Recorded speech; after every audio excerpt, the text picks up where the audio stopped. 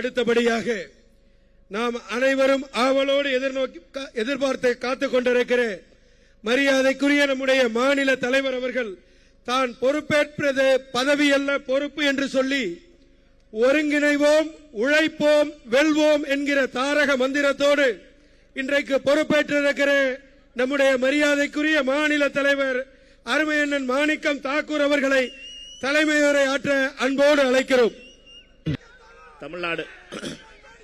தமிழ்நாடு காங்கிரஸ் கமிட்டியினுடைய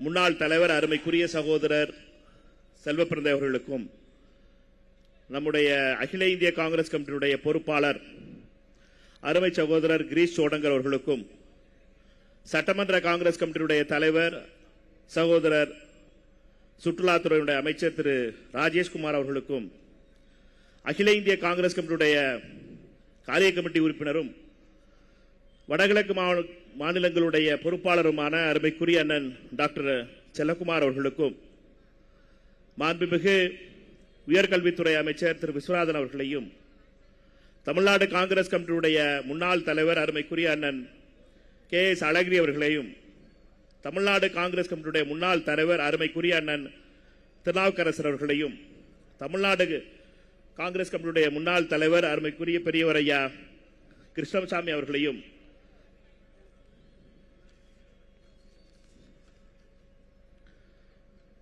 அருமைக்குரிய நண்பர் நாடாளுமன்ற உறுப்பினர் அகில இந்திய காங்கிரஸ் கமிட்டியுடைய டேட்டா பிரிவினுடைய தலைவர் அருமை சகோதரர் பிரவீன் சக்கரவர்த்தி அவர்களையும், அருமைக்குரிய கடலூர் நாடாளுமன்ற உறுப்பினர் அருமை சகோதரர் டாக்டர் விஷ்ணு பிரசாத் அவர்களையும், அருமைக்குரிய சகோதரர் திருவள்ளூருடைய நாடாளுமன்ற உறுப்பினர் சசிகாந்த் செந்தில் அவர்களையும், அருமைக்குரிய சகோதரி மயிலாடுதுறையுடைய நாடாளுமன்ற உறுப்பினர் சுதா ராமகிருஷ்ணன் அவர்களையும், நாடாளுமன்றத்தினுடைய மேலவை உறுப்பினர் அருமை சகோதரர் கிறிஸ்டபர் திலக் அவர்களையும், சட்டமன்ற காங்கிரஸ் கமிட்டியுடைய துணைத் தலைவர் திருமதி தாரகை காட்பட் அவர்களையும், அருமைக்குரிய முன்னாள் சட்டமன்ற காங்கிரஸ் கமிட்டியுடைய தலைவர் அப்பா KR ராமசாமி அவர்களையும், அருமைக்குரிய அகில இந்திய மீனவர் காங்கிரஸ் பிரிவினுடைய தலைவர் தம்பி ஆம்ஸ்ட்ராங் பெர்னாண்டோ அவர்களையும், அகில இந்திய காங்கிரஸ் கமிட்டியுடைய செயலாளர்கள்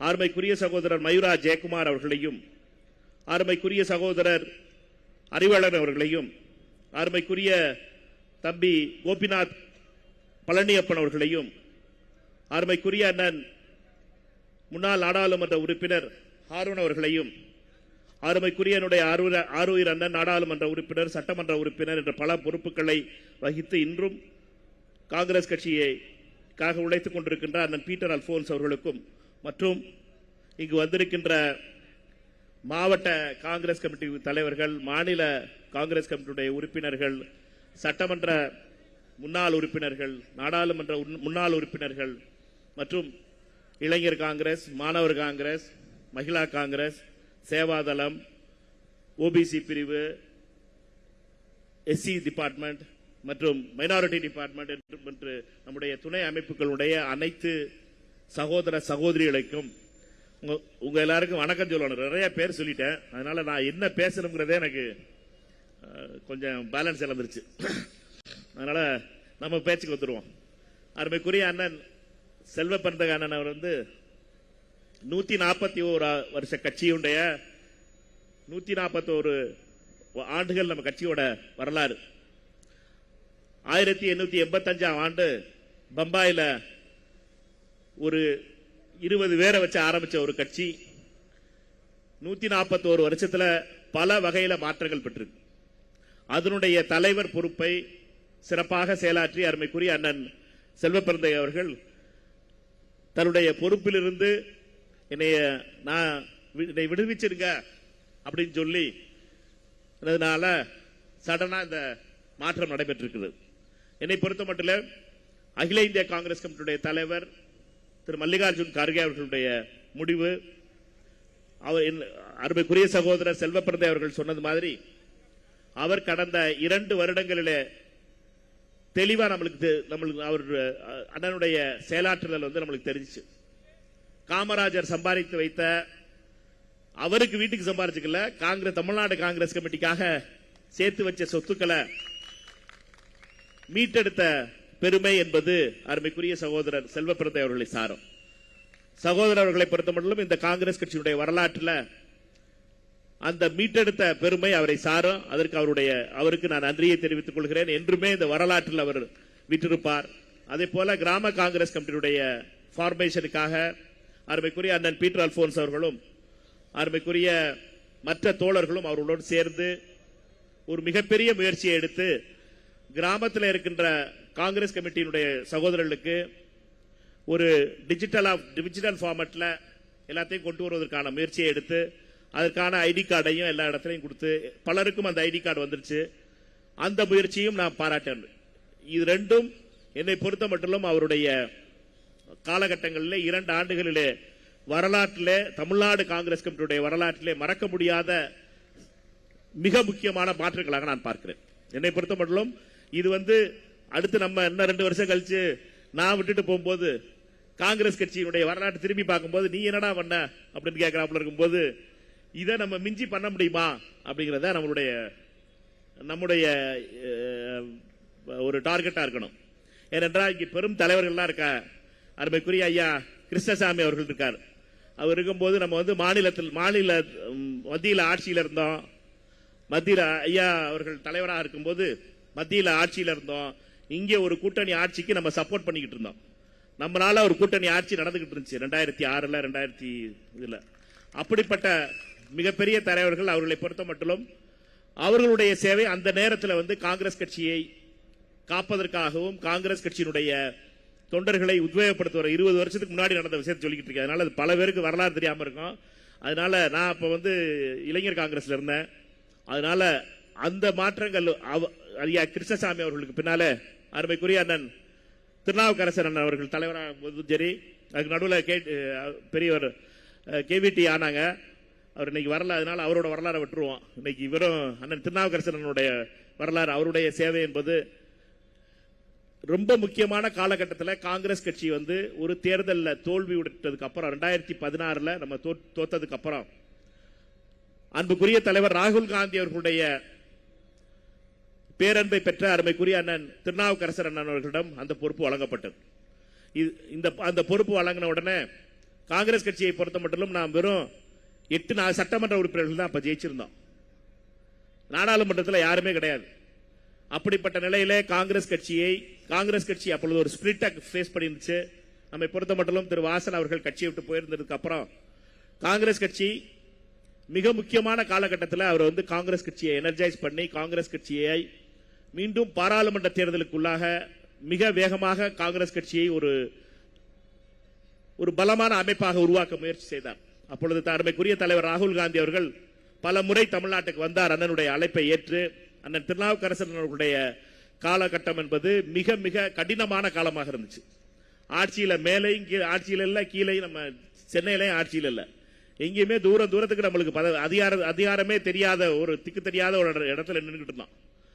அந்த காலத்திலையும் சரி, அவருடைய நாடாளுமன்ற தேர்தலுக்கு முன்னால் அருமைக்குரிய அண்ணன் KS அழகிரின் அவர்களுக்கு அந்த பொறுப்பு வழங்கப்பட்டது. அப்பொழுது அண்ணன் KS அழகிரின் இந்த பதவியெல்லாம் கேட்டெல்லாம் போகல டெல்லிக்கெல்லாம். அவர் எனக்கு நல்லா ஞாபகம் இருக்கு. அவருடைய அறிவிப்பு வரும்போது அவர் சிதம்பரத்தில் இருந்தார் அண்ணன். அவரை பொறுத்த மட்டும் அந்த பதவி அவரை தேடி வந்தது. அந்த பொறுப்பில் இருந்த அவர் நாடாளுமன்ற தேர்தலில் என்ன அண்ணன் திருநாவுக்கரசர் அவர்கள் செய்து வச்சிருந்தார்களோ அதை அடுத்த கட்டத்திற்கு எடுத்து சென்றார். அதனுடைய விளைவாக காங்கிரஸ் கட்சி 9 இடங்கள் பெற்று 8 இடங்களில் வெற்றி பெற்றோம். நாடாளுமன்றத்தில் 2019 தேர்தல் என்பது மிக மிக முக்கியமான தேர்தல் நம்முடைய வரலாற்றிலே. நாம் 8 இடங்களை வெற்றி பெற்றோம். அதற்கு பின்னால நம்மளுக்கு வெறும் ஏறுமுகம் தான் இருந்துச்சு. நம்மளை பொறுத்த மட்டும் 2021 தேர்தலையும் சரி 8 சட்டமன்ற உறுப்பினர்கள் இருந்து காங்கிரஸ் 18 சட்டமன்ற உறுப்பினர்களாக நாம் வெற்றி பெற்று சட்டமன்ற உறுப்பினர்களாக சட்டமன்றத்திற்கு சென்றார்கள். அதற்கு இந்த காலகட்டம் என்பது பல வகையிலே உள்ளாட்சி தேர்தலில் 2021 உள்ளாட்சி தேர்தலாக இருக்கட்டும், 19 உள்ளாட்சி தேர்தலாக இருக்கட்டும், இதெல்லாம் நம்மளுக்கு பல பாடங்களையும் தந்துச்சு. நம்ம எப்படி காங்கிரஸ் கட்சியை பொறுத்த மட்டும் நம்ம கூட்டணி கட்சியா இருக்கும்போது நம்ம உள்ளாட்சி அமைப்புகள்ல எப்படி நம்ம கடைசியா நம்மளை எப்படி கடைசி நிமிஷத்துல நம்மளை வண்டியில இருந்து இறக்கி விட்டுறலாம் அப்படிங்கிறதுக்காக முயற்சி மேற்கொள்ளப்படுங்கிறத நம்மளால பார்க்க முடிஞ்சுச்சு.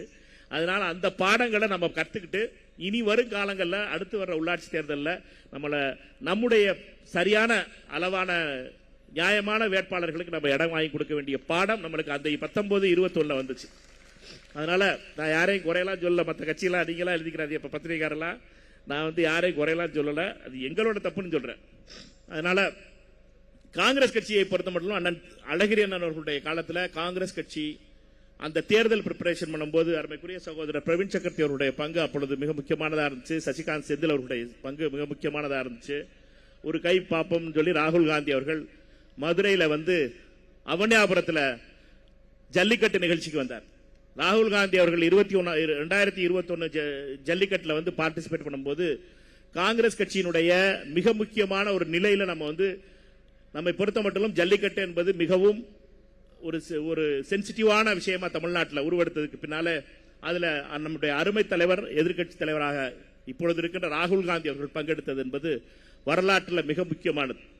அதற்கு அடுத்த தேர்தலில் நம்ம மிகப்பெரிய கூட்டணி வெற்றி பெற்றது. அதுல காங்கிரஸ் 18 இடங்களையும் வெற்றி பெற்றது. நம்மை பொறுத்த மட்டும் அருமைக்குரிய அண்ணன் அழகிரி அண்ணன் அவர்கள் அந்த இடத்துல இருந்து காங்கிரஸ் அடுத்த இடத்துக்கு கூட்டு போனாங்க. அதற்கு அடுத்து கடந்த நாடாளுமன்ற தேர்தலுக்கு முன்னாலே 5 வருடங்கள் அண்ணன் டேர்ம் முடிஞ்சதுனால சகோதரர் செல்வப்பிரதை அவர்கள் தலைவரானார். அவருடைய காலத்தில் என்ன செஞ்சாருங்கிறத நான் முதல்ல சொல்லிட்டேன். அதனால இது ஒரு தொடர் ஓட்டப்பந்தயம். இது காங்கிரஸ் தலைவர் பொறுப்பு என்பது ஒரு தொடர் ஓட்டப்பந்தயம். முதல்ல ஐயா கிருஷ்ணசாமி எப்படி அண்ணன் கேவி தங்கபால் அவர்களிடம் கொடுத்தாரோ அந்த ஓட்டப்பந்தயத்தில், அவர் அதை எடுத்து ஞானதேசியன் அண்ணன் எப்படி கொடுத்தாரோ, அதுல இருந்து ஞானதேசியன் அண்ணன் இருந்து எந்த நிலைமையில அண்ணன் EVKS வாங்கினாரோ, அதுல இருந்து EVKS அண்ணன் எந்த நிலைமையில இருந்து அண்ணன் திருநாவுக்கரசர் கொடுத்தார்களோ, திருநாவுக்கரசர் அண்ணன் அவர்கள் அண்ணன் அழகிரி அவர்களிடம் எந்த நிலையில கொடுத்தார்களோ, அண்ணன் அழகிரி அண்ணன் அவர்கள் எந்த நிலையிலிருந்து காங்கிரஸ் கட்சியை அண்ணன் செல்வப்பிரதை அவருடைய கொடுத்தார்களோ, ஒவ்வொரு காலகட்டத்திலும் ஒவ்வொரு தலைவருடைய பங்கையும் நாம் குறைத்து மதிப்பிட முடியாது. எல்லாரும் அவர்களால் முடிந்த அளவு இந்த கட்சியை காப்பதற்காகவும் கடினமான காலங்களிலே, அதாவது டெல்லியிலையும் சரி சென்னையில தமிழ்நாட்டிலையும் சரி ஆட்சியில் இல்லாத போது காலத்தில் இருந்து கூட ஆட்சியில் இருந்து இல்லாமல் போய் திருப்பி ஆட்சியில இப்ப ஆட்சியில பங்குக்கு வரைக்கும் வந்திருக்கணும். ஆட்சியில பங்கு பெற்றிருக்கோம். நம்ம 2026 போது காங்கிரஸ் கட்சி மீண்டும் எழுந்து வருகிறது என்பதை மட்டும் நாம் மறந்துடக்கூடாது. நம்மை பொறுத்த மட்டும் வரலாறு சொல்லும் போது இதைத்தான் சொல்ல போகுது. வரலாறு இதுக்கு நடுவில் நடந்ததெல்லாம் மறந்துடும். உங்க எல்லாருக்கும் நான் இப்ப சொல்லிட்டு இருந்த மாதிரி இதுக்கு நடுவில் என்ன நடந்துச்சுங்கிறதெல்லாம் மறந்துடும். இது வரலாறு சொல்ல வேண்டியது சொல்ல போறது என்னன்னா, அந்த செல்வப்பிரதை ஒரு காலகட்டத்தில் அவர் இந்த காங்கிரசினுடைய சொத்துக்களை மீட்டு கொடுத்தார். உள்ளாட்சி கிராம காங்கிரஸ் கமிட்டிகளை உருவாக்குவதற்காக அரும்பாடுபட்டார் என்பதை வரலாறு சொல்லும். நம்மை பொறுத்த மட்டும் அமைப்பு ரீதியாக அடுத்த நிலைக்கு வரணும். உள்ளாட்சி தேர்தல் அடுத்து உள்ளாட்சி தேர்தல் வரப்போகுது. அதற்கு அடுத்து நாடாளுமன்ற தேர்தல் 2029 வருது. என்னையை பொறுத்த வரைக்கும் அனைத்து தோழர்களும் எனக்கு தமிழ்நாடு காங்கிரஸ் கமிட்டி எனக்கு புதுசு. நான் வாழ்க்கையில சிவகங்கையில நகர 95 போட்டார். அண்ணனுக்கு ஞாபகம் இருக்கான்னு தெரியல. விடியல் சேகர் எங்களுடைய மாநில தலைவர் அண்ணன். அதனால டாக்டர் அண்ணனுடைய கண்டெடுப்புல மாநிலத்துக்கு அதற்கு அடுத்து ஒரு வருஷத்துல கட்சி உடைஞ்சிச்சு. தமாக உருவானது. தமாக உருவாகும் போது எல்லாரும் தமாகாவுக்கு போயிட்டாங்க. நாங்க கொஞ்சம் பேர் தான் காங்கிரஸ்ல இருந்தோம். அந்த காங்கிரஸ்ல இருந்ததுனால நான் பொதுச் செயலாளராக அருமைக்குரிய அண்ணன் சிரஞ்சீவி அவர்களால் நியமிக்கப்பட்டேன் மாநில பொதுச் செயலாளரா. அதனால அதுக்கப்புறம் 2097 அகில இந்திய மாணவர் காங்கிரஸ்க்கு போயிட்டேன்னு வச்சுக்கோங்க. ஆனா 97 இருந்து ஆரம்பிச்சு 2006 வரைக்கும் இவ்வளவு நாளா நான் தமிழ்நாடு காங்கிரஸ் கமிட்டியில எந்த பொறுப்புல இருந்ததில்லை. அதனால என்னைய பொறுத்த வரைக்கும் நான் தமிழ்நாடு காங்கிரஸ் கமிட்டியினுடைய இப்பொழுது இந்த பொறுப்புல ஏற்றிருப்பது என்பது எனக்கு மிக முக்கியமான காலகட்டமா பார்க்கிறேன். ஆனா இதுல பல குறைபாடுகள் இருக்கலாம். என்கிட்ட என்னுடைய அப்ரோச்சில் தப்பா இருக்கலாம்.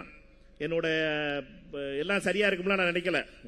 எல்லா மனிதர்களுக்கும் உள்ள பிரச்சனைகள் எல்லாம் எனக்கும் இருக்கும். என்னை பொறுத்த வரைக்கும் நான் பார்க்கிற பார்வை வேறையா இருக்கலாம். ஆனா என்னை பொறுத்த வரைக்கும் நம்ம எல்லாரும் கலந்து பேசி இந்த அடுத்த இடத்துக்கு கொண்டு போக வேண்டிய காலகட்டத்தில் இருக்கோம். காங்கிரஸ் கட்சியை அடுத்த இடத்துக்கு கொண்டு போகணும்னா நம்மளோட ஈகோ விட்டுட்டு நம்ம எல்லாரும் சேர்ந்து பார்க்க வேண்டியதா இருக்கு. காங்கிரஸ் கட்சி மட்டும்தான் நம்மளுக்கு முக்கியங்கிறத யோசிச்சுக்கணும். என்னை பொறுத்த வரைக்கும் எனக்கு என்ன வாக்கியா சண்டையா இல்ல அது வரப்பு சண்டையா? நம்ம திமுக மாவட்ட செயலாளர் தளபதிட்ட அல்லது அனிதாகிரி ராதாகிருஷ்ணன்ட்ட அல்லது RS பாரதிட்ட அல்லது இளங்கோவட்ட அவங்க எப்ப காங்கிரஸ் அடிச்சாங்களோ திருப்பி அடிப்பேன். யார் அடிச்சாலும் சரி, அது காங்கிரஸ் அடிச்சு வேற யாரு பேரை எதுவுமே சொல்ல மாட்டேன். நான் வேற யாரையும் எதுவுமே சொல்ல மாட்டேன். காங்கிரஸ் கட்சியை அடிச்சினா பேசாம விட்டீங்கன்னா நான் பாட்டுக்கு எங்க வேலை பார்த்து நாங்க பாட்டு கிராம கமிட்டி வேலையை பார்த்துக்கிட்டு இருப்போம். கிராம கமிட்டி வேலை வாய்க்கிறது, வந்தே மாதரம் ஜெயிந்த்னு கோஷம் போடுறது, சேவதாலி சலிட்டு வாங்குறது, இதுல நாங்க பாட்டுக்கு இருப்போம். நாங்க பாட்டுக்கு அமைதியான ஆளுங்க, யாரு குடும்பத்தையும் கிடைக்க விரும்பாதவங்க. நாங்க பாட்டுக்கு அமைதியா வீட்டுல கிடைக்கிற சாப்பாடை வச்சுட்டு இருக்கவங்க நாங்க. ஆனா எங்களை நக்கல் பண்றது, காங்கிரஸ் கட்சியை துரோகின்னு சொல்றது. நான் எப்ப இன்றைய எதிர்கட்சி தலைவரை சொன்னேன், எப்ப அவர் இளைஞர் காங்கிரசினுடைய கூட்டத்தில், இளைஞரணியுடைய கூட்டத்தில் ராகுல் காந்தி ஒளிகன் கோஷம் போட வச்சாரோ, எப்ப காங்கிரஸ் கட்சி துரோகின்னு சொன்னாரோ அப்பதான் இன்றைய எதிர்கட்சி தலைவரை பத்தி பேசணும். அது வரைக்கும் நான் பேசவே இல்லையே. அருமைக்குரிய திமுகவுடைய தலைவர் அண்ணன் முன்னாள் முதலமைச்சர் அண்ணனை பத்தி நான் ஒரு வார்த்தை பேசினது கிடையாது. மற்ற எல்லா தலைவர்களையும் பாருங்க, எங்க மாவட்டத்தில் திமுகவுடைய மாவட்ட செயலாளர் இருக்காங்க, அமைச்சர்களா இருந்திருக்காங்க, அவங்களை பத்தி நான் ஒரு வார்த்தை பேசவே மாட்டேன். ஏன்னா அவங்க எல்லாம் காங்கிரஸ் பத்தி ஒரு வார்த்தை சொன்னதில்லை. காங்கிரஸ் தொட்டினா திருப்பி அடிப்போம். அது யாரா இருந்தாலும் சரி, அது திமுகவா இருந்தாலும் சரி, அதிமுகவா இருந்தாலும் சரி, அது பிஜேபியா இருந்தாலும் சரி, இந்த நேற்று வந்த கட்சியில் இந்த பாமகவா இருந்தாலும் சரி. இன்னைக்கு பாத்தீங்கன்னா அன்புமணி, நாடாளுமன்ற உறுப்பினர் அன்புமணி சொல்லியிருக்காரு, ராகுல் காந்தி மேததாகுல வனம்லாம் அழிய போகுது, அந்தமான்ல இருக்கிற மாதிரி அதுக்கு மட்டும் குரல் கொடுத்தாரு, இது கொடுக்க மாட்டான். இது என்ன, இது ஒரு படிச்சால் பேசுற பேச்சா? டாக்டர் அவர்களே, அன்புமணி அவர்களே, ராகுல் காந்தி அவர்கள் எதை சொல்லிக்கிட்டு இருக்காரு? நீங்க எதை பத்தி பேசிக்கிட்டு இருக்கீங்க? நீங்க அந்தமான்ல நடக்கிறது ரைட்டுன்னு சொல்றீங்க, ரைட்டா? ரைட்டு தானே சொல்றீங்க. நீங்க அந்தமான்ல மிகப்பெரிய துறைமுகம் வரப்போகுது, அந்த இயற்கை வளங்கள்லாம் அழிக்கப்பட்டாலும் பரவாயில்ல, பெரிய துறைமுகம் வரப்போகுது அப்படிங்கிறிய, ரைட்டு? ஏன் மோதி பண்றதுனால அது சரியா இருக்குங்கிறிய?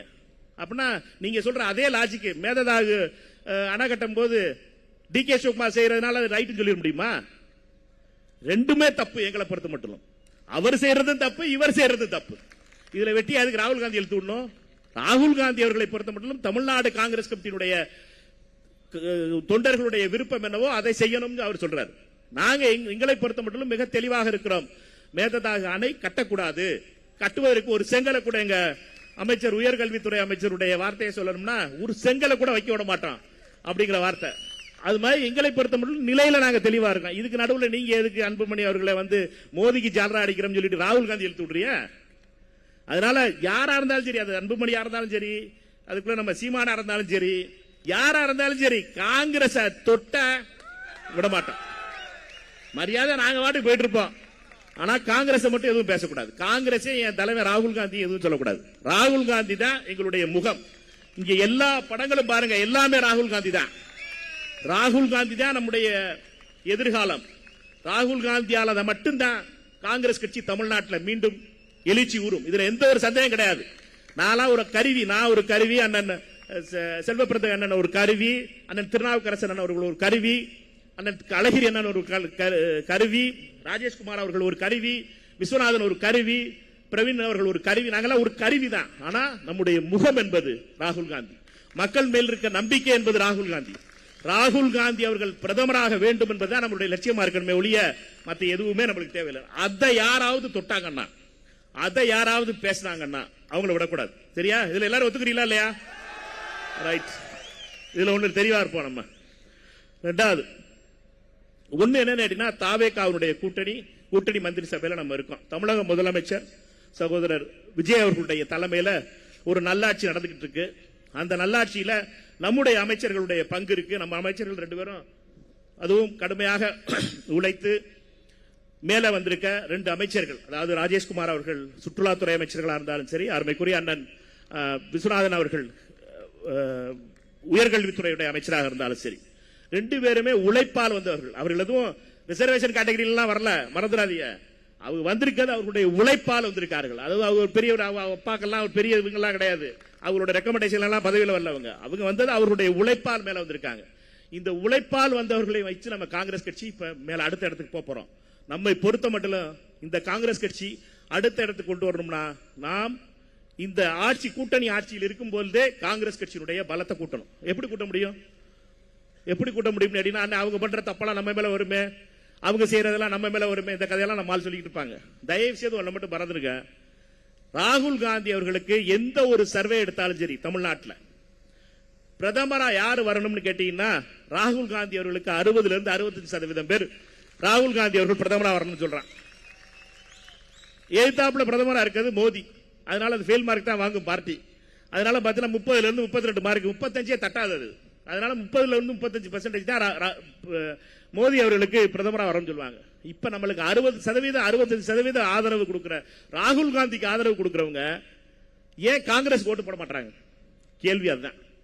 நம்முடைய தேடல் என்பது திரு விஜய் அவர்களுக்கு 32% 35% வாக்குகள் இருக்கு, ராகுல் காந்தி அவர்களுக்கு 65% ஆதரவு இருக்கு. ராகுல் காந்தி அவர்களுக்கு இந்த ஆதரவை நாம் கொண்டு வர வேண்டியது, கட்சிக்குள்ள கொண்டு வர வேண்டியது நம்முடைய லட்சியமா இருக்கணும்.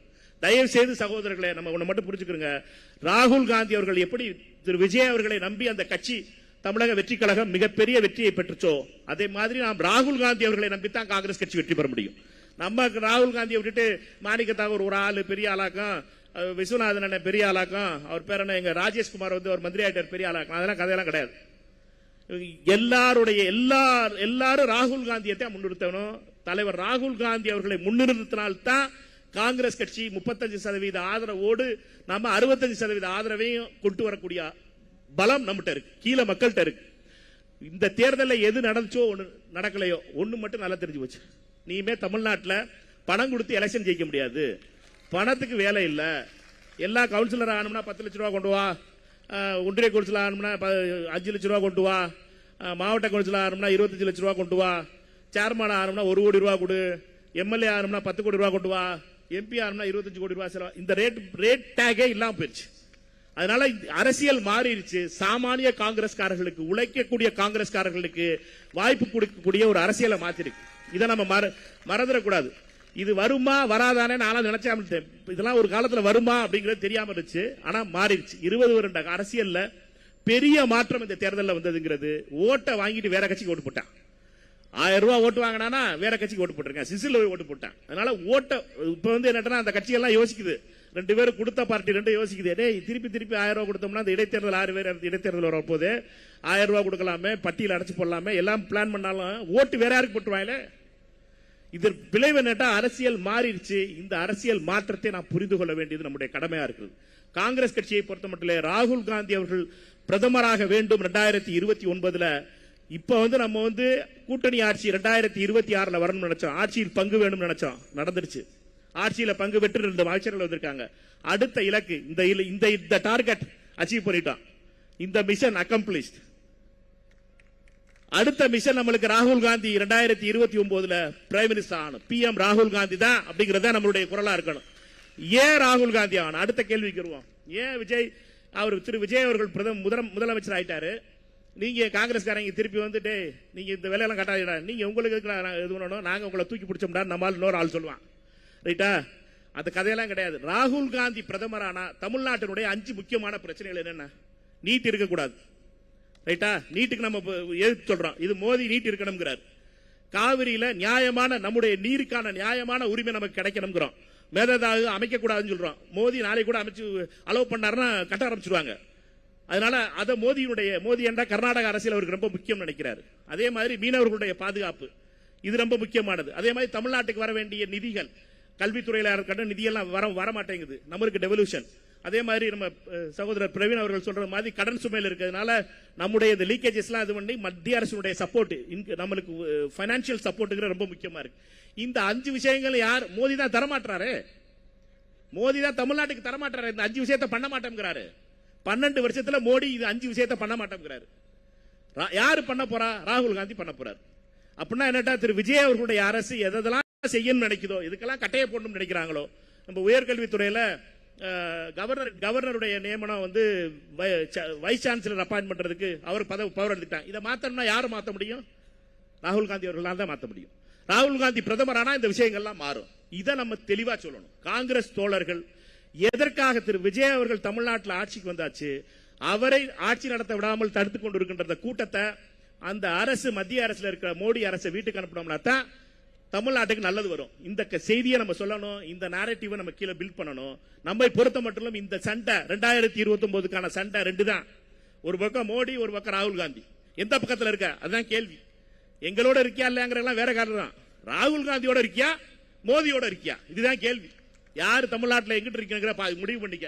அண்ணன் எச் ராஜாவோட சேர்ந்து மோடியை சப்போர்ட் பண்றியா, பழனிசாமி என்ன மாதிரி பண்ணு, மக்கள் ஓட்டு போடுவாங்க உனக்கு. அப்புறம் எங்களை பொறுத்த மட்டும் எங்களுடைய முகம் ராகுல் காந்தி. ராகுல் காந்தி தான் பிரதமர் வேட்பாளர். இப்ப பிரதமர் வேட்பாளர் அவருக்கு வாக்களிக்க வேணும்னா காங்கிரஸ் கட்சிக்கு ஆதரவு தாருங்கள். காங்கிரஸ் கட்சியுடைய தொண்டர்கள் இதை திருப்பி திருப்பி சொல்லணும்.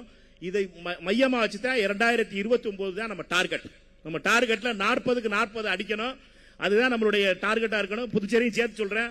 அங்கே மாநில தலைவர் அண்ணன் வைத்தியலிங்கம் இருக்காரு. ஆனா அவர்கிட்ட கேட்காமலே நம்ம சொல்லலாம். பொறுப்பாளர் இங்க இருக்கிறதுனால நம்மை பொறுத்த மட்டும் நம்முடைய டார்கெட் அதான் இருக்கணும். 2029 பாராளுமன்ற தேர்தல் நம்ம எப்படி ஜெயிக்க போறோம், அதற்கான நேரட்டிவை எப்படி பில்ட் பண்ண போறோம் அப்படிங்கறத ரொம்ப முக்கியம். உள்ளாட்சி தேர்தலை பத்தி முதல்ல பேசிட்டோம். பொதுச்செயலாளர்கிட்டையும் முக்கிய தலைவர்கிட்டையும் அதை பேசி உள்ளாட்சி தேர்தலுக்கு காங்கிரஸ் கட்சி எப்படி நம்ம தயார் செய்யணும், எப்படி இந்த கூட்டணியில தாவேகாவுடான கூட்டணி மரியாதையான கூட்டணி. நம்ம ஒண்ணு மட்டும் மறந்துடக்கூடாது. மரியாதை மரியாதை மரியாதை ஒரு வார்த்தை பேசிக்கிட்டே இருக்கோம் திருப்பி திருப்பி திருப்பி. உண்மையிலேயே மரியாதையான ஒரு கூட்டணி அமைஞ்சிருக்கு. அந்த மரியாதையை நம்ம கெடுத்துக்கிட்ட கூடாது. நம்மளும் அவங்களும் நம்மளை கெடுத்துக்கூடாது. நம்மளும் அந்த மரியாதையை மெயின்டைன் பண்ணணும். ஏன்னா நம்ம எல்லாருக்கும் தெரியும். நான் அடிக்கடி விருதுநகர்ல மதுரை எல்லாம் சொல்றாப்லதான். காங்கிரஸ்காரனை பொறுத்த வரைக்கும் பாத்தீங்கன்னா ஊர்ல யாருப்பா காங்கிரஸ்காரன், ஊர்ல மரியாதையான ஆள் யார் இருக்கானோ அவெல்லாம் காங்கிரஸ்காரன் இருப்பான். மத்தவன் சொத்துக்கு ஆசைப்படாதவெல்லாம் காங்கிரஸ்காரனா இருப்பான். சாதாரண குடும்பத்தில் இருக்கவங்களா இருப்பாங்க. ஆனா மரியாதையான ஆள் இருப்பாங்க. அவர் நல்ல மரியாதையான ஆள்பா. அரசியல் இருக்காருப்பா காங்கிரஸ். ஆனா சம்பாதிக்க தெரியாது, பொழைக்க தெரியாத ஆள்பா, பொழைக்க தெரியாத பார்ட்டி அது அப்படின்னா. ஆனா அப்படி இருக்கிறது காங்கிரஸ். அதுதான் காங்கிரஸ், அதுதான் நம்மளுடைய டிஎன்ஏ. அதை மட்டும் மறந்துடாதீங்க. பொழைக்க தெரியாத இருப்போம். இல்ல என்ன ஆயிப்போகுது. அதுக்கு தானே காமராஜர் சொத்து சேர்த்து வச்சுட்டு போயிருக்காரு. அதை காத்து அண்ணன் கொடுத்திருக்காருல்ல. இப்ப காங்கிரஸ் கட்சியை பொறுத்த மட்டும் நம்ம எதையும் எடுத்துட்டு ஓட விரும்பல. நம்ம நம்மளால இருக்கதா அப்படி நல்லது நடந்தா போதும் அப்படின்னு நினைக்கிறோம். அதனால காங்கிரஸ் கட்சி நல்லவர்கள், மரியாதையானவர்கள் தான் ரொம்ப முக்கியமானது. உள்ளாட்சி தேர்தலில் நம்மை பொறுத்த மட்டும் தாவேகாவுடான கூட்டணி என்பது நமக்கு தொடரும். நம்ம பொறுப்பாளர் தெளிவா சொல்லி எழுதி கொடுத்துட்டு போயிட்டாரு. You had given it in writing that we are continuing in the alliance with TVK for the local body elections also. That only I am saying it. Therefore, it's very clear. Let us not confuse anything. நம்ம confuse பண்ண வேண்டியதில்லை. நம்முடைய கூட்டணி பலமா இருக்கு. அதை பொறுத்த மட்டும் நம்ம அமைச்சர் 2 பேருடைய பொறுப்பு. 2 அமைச்சர்களுக்கு கை கூப்பி அவர் 2 பேரும் நம்ம கேட்டுக்கிறது இல்லைன்னா, கட்சிக்காரர்கள் காங்கிரஸ் கட்சிக்காரர்களை பாக்குறதுக்கு நீங்க 2 பேரும்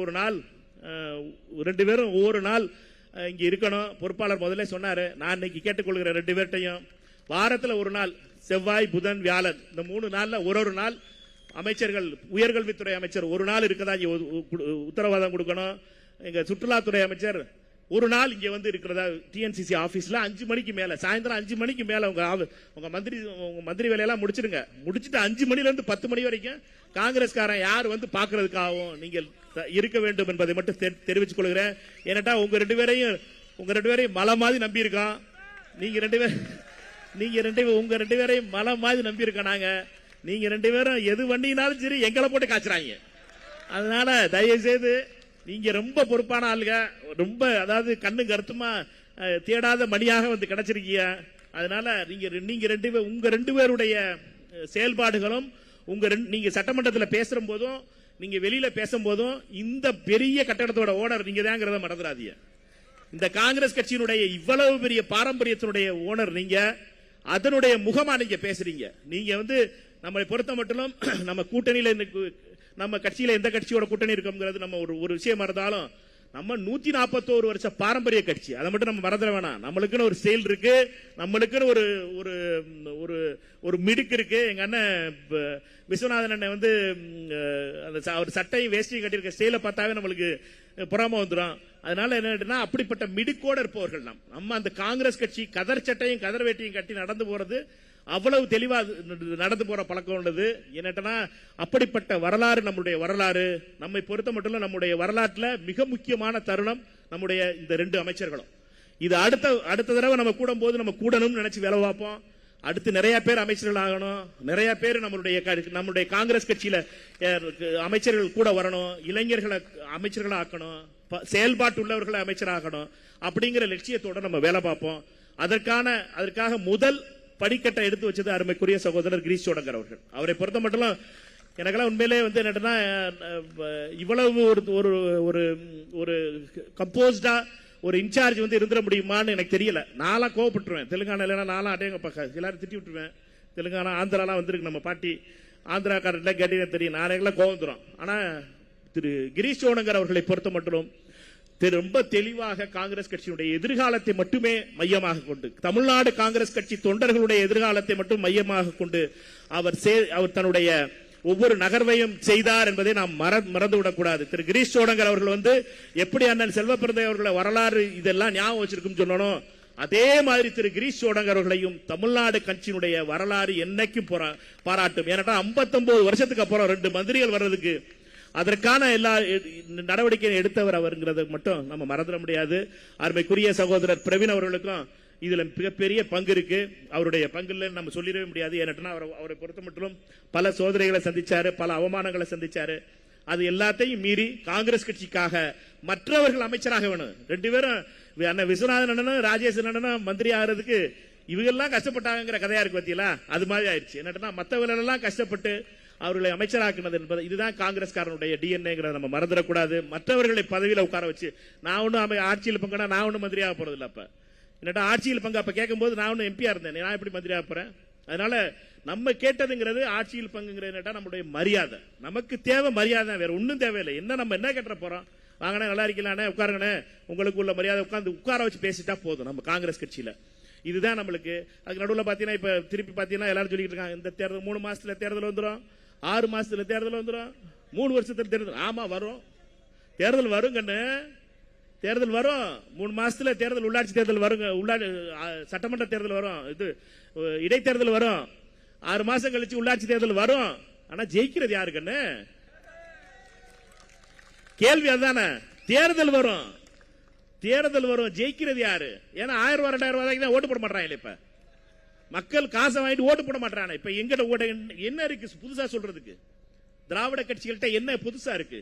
ஒண்ணுமே இல்லை. அண்ணன் பழனிசாமி அவர்களை பொறுத்த மட்டும் ஓட்டுக்கு இவ்வளவு கொடுக்கலாம் அப்படின்னு கணக்கு தான் போட தெரியுமே ஒழிய, அவரை பொறுத்த மட்டும் இவ்வளவு இந்த வேட்பாளர் இவ்வளவு கொடுப்பாரு, நான் ஒரு 500 ரூபாய் போட்டு கொடுக்குறேன், இந்த கணக்கு தான் தெரியுமே ஒழிய மக்கள்கிட்ட போய் புதிய திட்டத்தை சொல்ல முடியும், உங்களுக்காக போராடுவோம், உங்களுக்காக தீர்த்து வைப்போம், அந்த குணம்லாம் இல்லையே அவர்கள். வெறும் ஒரு டிரான்சாக்சனல் அரசியல் ஆக்கின இந்த கட்சிகளுக்கு முடிவு வந்துருச்சு.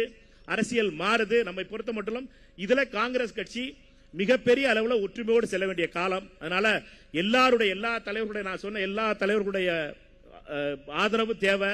நம்ம எல்லாரும் உட்கார்ந்து பேசி முடிவு பண்ணணும்.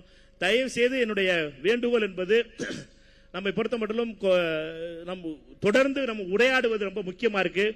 நம்மளோடு ஆன உரையாடல் கம்மியா இருக்கிறதுனால தான் நம்ம தனித்தனி லைனை எடுத்துடுறோம், கட்சியோட லைனை எடுத்துடுறோம். அது இருக்கக்கூடாதுன்னு நினைக்கிறேன். காங்கிரஸ் கட்சியினுடைய நிலை என்பது, தமிழ்நாடு காங்கிரஸ் கமிட்டியுடைய நிலை என்பது ஒரு நிலையாக இருக்கணும். என்னை பொறுத்த மட்டும் அதை அகில இந்திய காங்கிரஸ் கமிட்டி தலைவர்கிட்டையும் அதான் சொன்னேன். நீங்க நிறைய அதுல சில லேயர்ஸ் உருவாக்கி கொடுக்கணும். கோர் கமிட்டி போடணும், பிஏசி போடணும், இன்னொரு சப் கமிட்டி ஆர்கனைசேஷன் போட வேண்டியது இருக்கும். ஏன்னு கேட்டீங்கன்னா இந்த 2-3 அமைப்புகளை உருவாக்கினா சீனியர்ஸ்லாம் அட்வைசரி ரோல் கொடுக்கணும். இது நம்ம துடிப்புமிக்க இளைஞர்களாக இருக்கிற சகோதரர்கள், நாடாளுமன்ற உறுப்பினர்கள், சட்டமன்ற உறுப்பினர்களுக்கெல்லாம் வேற ரோல் கொடுக்கணும். எல்லாரும் கலந்து பேசி காங்கிரஸுடைய நிலை எடுத்தும். இது பெரிய டீம் ஒர்க் தான் இருக்க முடியும் ஒழிய தலைவருங்கிற டாஸ்க் போட போகலாம், கேப்டன் மாதிரி போய் டாஸ்க் போட்டு வரலாம்.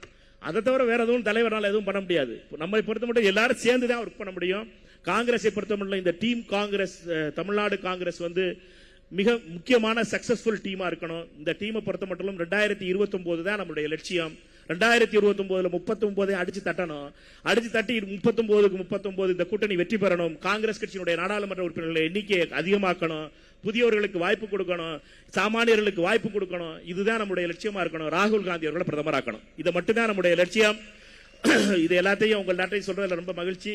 எனக்கு பொறுப்பு கொடுத்த அருமைக்குரிய அகில இந்திய காங்கிரஸ் கமிட்டியுடைய தலைவர் பெரியவர் ஐயா மல்லிகார்ஜுன் கார்கே அவர்களுக்கும், அருமைக்குரிய அன்னை சோனியா காந்தி அவர்களுக்கும், எதிர்கட்சியினுடைய தலைவர், என்னுடைய நெஞ்சிலே என்றென்றும் விட்டிருக்கின்ற அருமை தலைவர் ராகுல் காந்தி அவர்களுக்கும், அருமைக்குரிய பிரியங்கா காந்தி அவர்களுக்கும், அருமைக்குரிய கே.சி. வேணுகோபால் அவர்களுக்கும் அருமைக்குரிய சகோதரர் கிரீஷ் சோடங்கர் அவர்களுக்கும் அவர்களுக்கு நன்றியை தெரிவிச்சுக்கிறேன். நீங்க அதுக்கு அடுத்து இப்ப வாழ்த்துறை வழங்க இருக்கிறாங்க எல்லா சீனியர் தலைவர்களும். நம்ம எல்லாரும் உட்கார்ந்து முழுசா வாழ்த்துறை எல்லாம் கேட்டுட்டு கடைசியா போறோம். அடுத்து கடைசியா ஒரு நன்றியுரை சொல்றதுக்கு முன்னாடி நான் ஒரு தடவை திருப்பி அவர்கள் ஏதாவது சொல்லியிருந்தாங்கன்னா அதுக்கு அதை சேர்த்து ஒரு தடவை பேசணும்னு மட்டும் தெரிவிச்சு உங்க எல்லாருக்கும் நன்றி தெரிவிச்சு விடைபெறுகிறேன். நன்றி, வணக்கம். நன்றி, ஜெய் ஹிந்த்.